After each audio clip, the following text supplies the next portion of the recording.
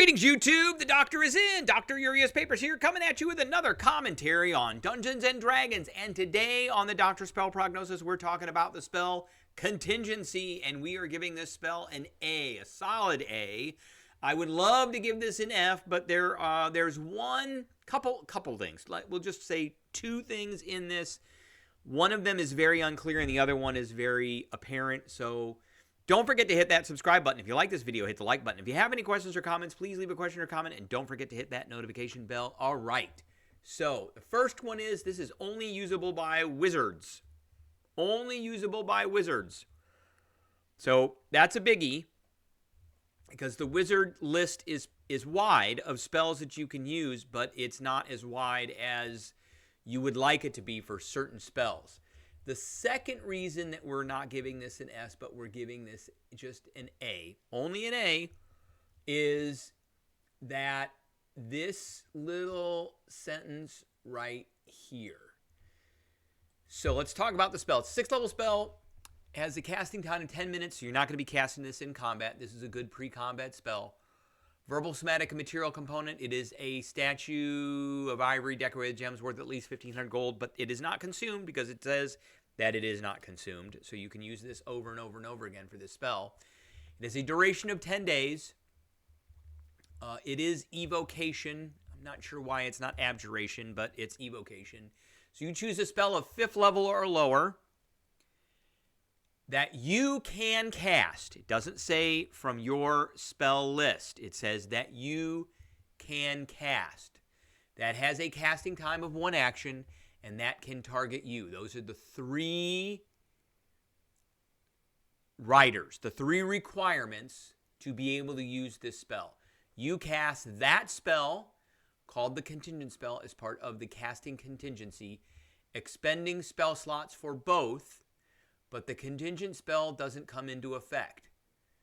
So the expending spell slots for both is the thing. So the question becomes, can you use contingency with things like a ring of spell storing and an ion stone of reserve, which can store up to 3 levels of spells, and the ring of spell storing can store up to 5 levels of spells.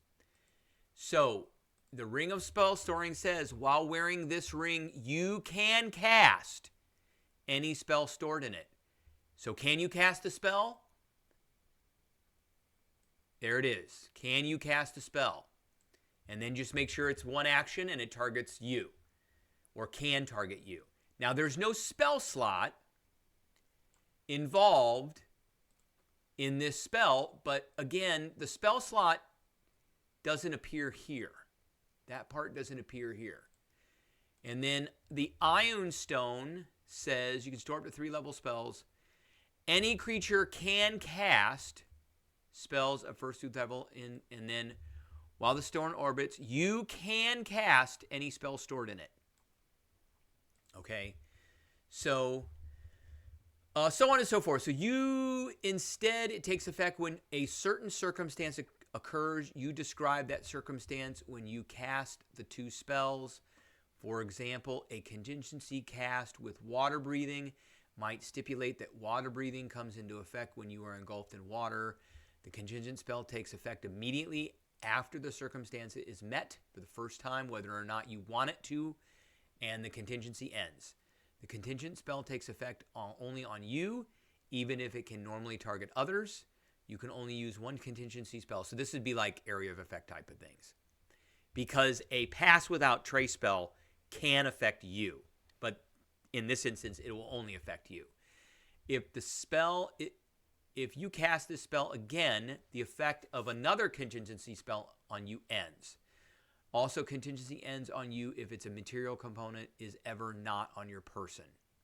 So that's this thing. Ends on you if it's material component, which is the statue. So you have to have the statue on you the whole time for 10 days. Okay, so we talked about the ring of spell storing.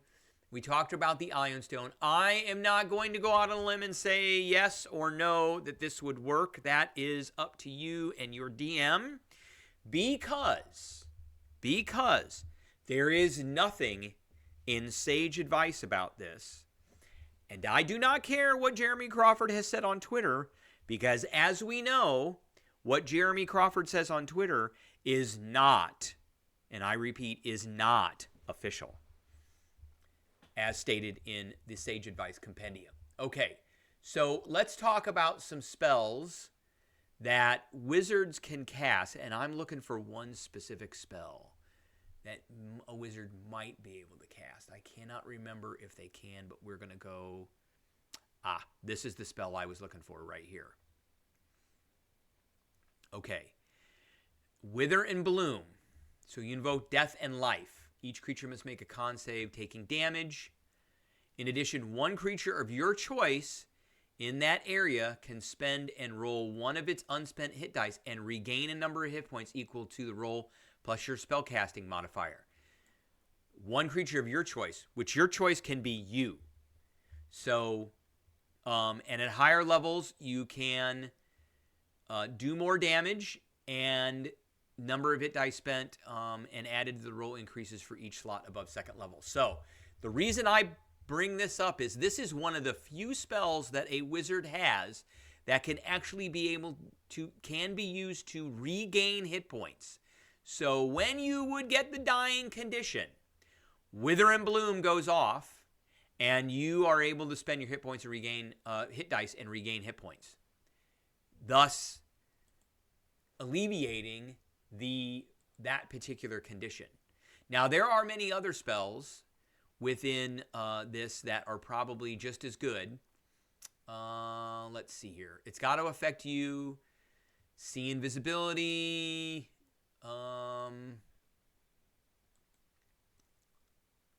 We're looking at second level spells right now. I think Wither and Bloom is probably one of the better ones.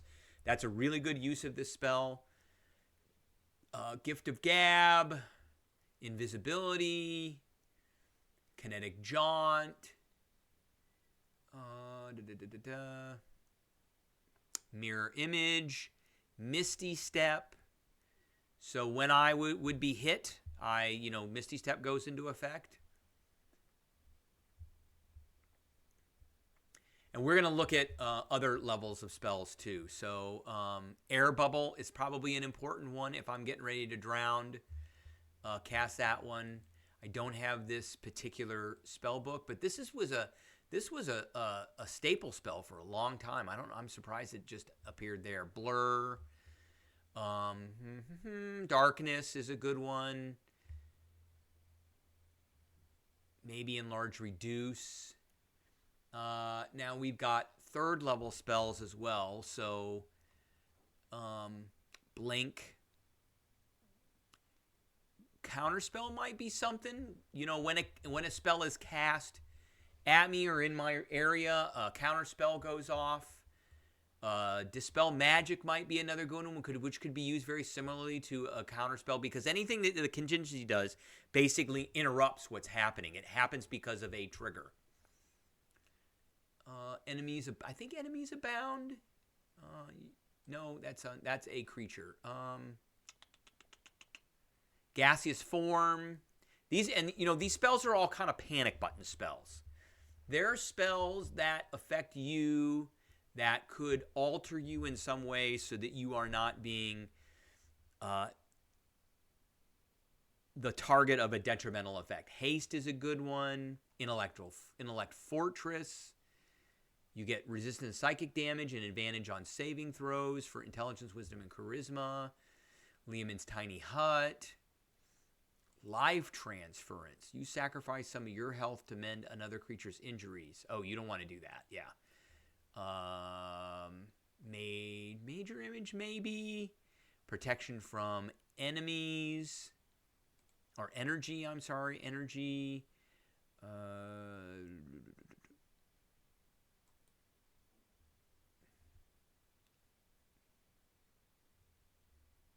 Spirit Shroud might not be too bad. That's a self spell.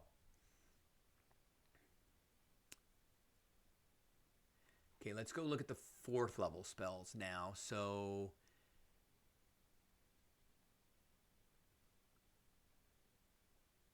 Faithful Hound doesn't target you. Fire Shield, that's you.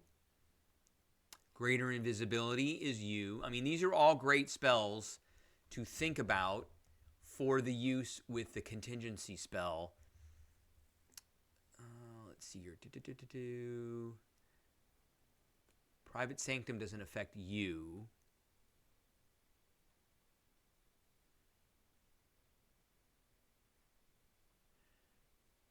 Storm Sphere also does not affect you. They get more limited as we go up in levels. And let's look at the 5th level spells, which are the highest level spells that we can use for this. Let's go to page 1 here.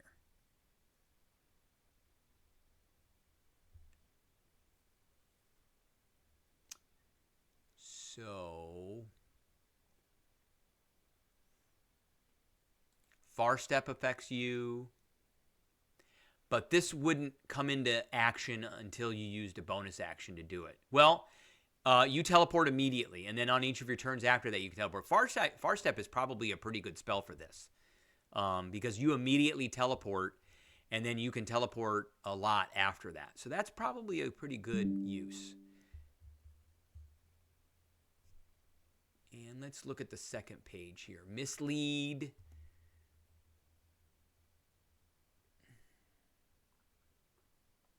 Seeming is another one that could affect you. Steel Wind Strike. So I think this is probably a no. It could be argued that it could possibly maybe be a yes. But, I would say if you want something, you can't, if your Dungeon Master is saying no to the Ring of Spell Storing, no to the Iron Stone, then, Wither and Bloom is an option because it has a piece of it that does affect you, because you can change this part that says, in addition, one creature of your choice, so it is a creature that affects you. So that meets the definition and the requirements for contingency, and this can be used to get you out of the dying condition. Additionally, with contingency, it is a wizard spell, but a bard can take it at 14th level. And all of a sudden, the bard spells all open up at that point. And there are plenty of them, like Cure Wounds and Healing Word and things like that can be used for the bard. So, all right, well, that's what I've got for everybody today. I hope everybody enjoyed, and I will catch everybody later.